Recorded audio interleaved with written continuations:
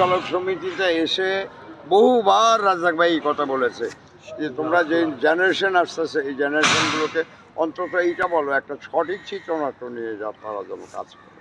আমি যখন সেক্রেটারি একদিন সকাল 7টার সময় রাজ্জাক ভাই আমার শুটিং, রাজ্জাক ভাই সাজি শাকিব খান পূর্ণিমা ছিল, তারা আসে নাই, লেট করছে। রাজ্জাক ভাই বললো আমি গেলাম।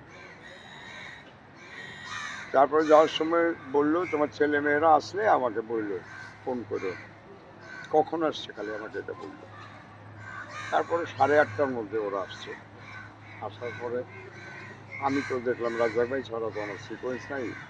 তো আমি আইসে আমার অফিসের কিছু কাজ ছিল, কাজগুলো কমপ্লিট করতেছি। এর মধ্যে দেখা গেল সাকিব পূর্ণিমা আসছে। আমার চিকিৎসা এসে বলতেছে ওরা আসছে। আমি বললাম যে ওদেরটা স্টেশনে পাঠান। তারপরে সেখানে দেখা গেছে যে তারা আসার পরে আমি বললাম যে তোমরা আসলা, কিন্তু কালকে উনি একটা প্রোগ্রাম দিয়ে গেছে যে এইভাবে আমি আসলে তোমরা কি আসতে পারবা? তোমরা বললে হ্যাঁ আমরা আসবো। উনি 7টায় এসছে, হাফ অ্যান আওয়ার ছিল, উনি চলে গেছে। এখন আজকে যে এই যে বন্ধন বাণিজ্যিত যার ঘর থেকে একটার পর একটা ছবি বানাচ্ছি আমি, পড়লে মনে হচ্ছে সব এই যে চলে গেল, এখন বিষয়টা কি জানো? তখন বলছে যে তাহলে আমরা সরি বলি ওনাকে, আমরা টেলিফোন করি। তারপরে আমি সাকিবকে বললাম ঠিক আছে তুমি কথা বলো। তা বললো যে মানুষ হিসাবে নায়ক রাজ্জাক কেমন ছিল একটু জানাবেন। অসাধারণ, অসাধারণ। এই প্রযোজক সমিতির কোনো মিটিং হইলেও রাজ্জাক ভাই সেখানে এসে দুইটা কথা বললে সেটাই কহিত। আমাদের সরি আমি 5 মিনিটের মধ্যে কোত্থেকে রাজ্জাক ভাই চলে আসে, যে এটা ইতিহাস, কখনো একবার চলে গেলে আর আসে না।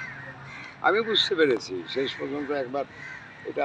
তারপরে আসার পর বলছে দেখো তোমাদের সাথে আমি কথা বলে গেলাম কালকে, তোমাদের আসা উচিত ছিল। এটা আমাদের একটা প্র্যাকটিস, আমরা যা বলতাম ডাইরেক্টর তাই করত, 7টায় বললে 7টায় গিয়ে তোমার ডাইরেক্টর কিন্তু আমি এসে তাকে পাইছি, কিন্তু তোমরা এই যে হিসাবটা করতে পারো না, এটা খুব দুঃখজনক।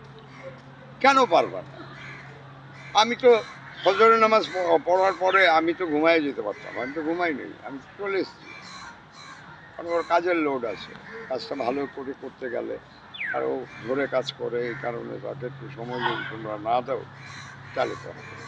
এই যে একটা গার্জিয়ানশিপ ইন্ডাস্ট্রিতে, ওই তার পরবর্তীকালে মান্নার ভিতরে কিছুটা পেয়েছি।